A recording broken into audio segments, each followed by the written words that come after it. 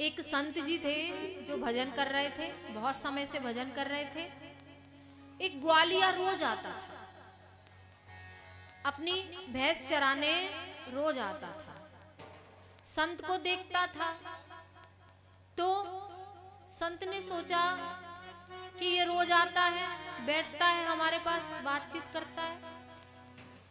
बोला, प्रभु मैं आपकी क्या सेवा कर सकता हूँ? बोले, कोई सेवा की आवश्यकता नहीं है, ज्यादा करो तो हमारे लिए पाव सिर दूध ला दिया करो। संतों को कुछ चाहिए नहीं, साधु संतों को तो भोजन मिल जाए, ठाकुर जी का नाम लेना है, कहीं भी ले लेंगे। वो ऐसे ही करने लगा। वो रोज गांव में जाता और दूध लेके संत को दे देता। संत ने सोचा ये भक्त तो है, भक्त है तभी तो हमारे लिए सेवा कर रहा है, सेवा का भी भाव है इसका, इसको थोड़ा ध्यान के बारे में बताया जाए। संत ने कहा कि भाई एक काम करो, एक काम करोगे? बोले हाँ, थोड़ा भगवान का नाम ले लिया करो, भगवान का भजन कर लिया करो, राम राम गा लिया करो। बोला, देखो हमने तो कभी भगवान को देखा नहीं और ना ही हम जानते, हम तो सीधे साधे ग्वालिया हैं, गांव चराने वाले हैं, भैंस चराने वाले, हमें ये भजन वजन कुछ आता नहीं है और ना ही हमने भगवान को देखा, ना ही हमारे बाप दादाओं ने आज तक भगवान को देखा। हमें बताया होता तो हम कर भी लेते। बोले क्या करें? इसको कुछ ध्यान की मुद्रा बताई जाए। अच्छा इतना तो कर लोगे? बोले क्या ध्यान कर सकते हो? तुम्हें सबसे ज्यादा प्रिय चीज कौन है? बोला, मेरी तो सबसे प्रिय ये भैंस है, मैं तो दिन भर इसी के साथ रहता हूं। अब बताओ, अगर इसका ध्यान करना है तो हम कर ले।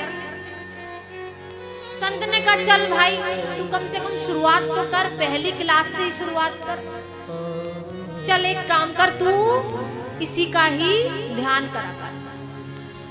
अब ध्यान में बड़ी शक्ति होती है। ध्यान करते करते, ध्यान करते करते करते करते उसकी समाधि लगने लगी। समाधि लगने लगी तो जिस गुफा में संत बैठा करते थे, संत तो अब भ्रमण के लिए गए, अब वो उसी गुफा में जाके वहीं पर बैठ गया, समाधि लगा ली।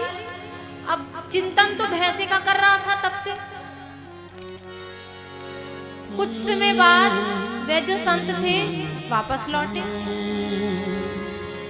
लौटे तो सारे गांव वालों से पूछा, अरे भैया वो जो भैंस चराता था कहाँ गया, दिखता नहीं है? बोला, वो तो जब से आप उसको मंत्र बता के गए हैं वो गुफा में से ही नहीं निकला अभी तक।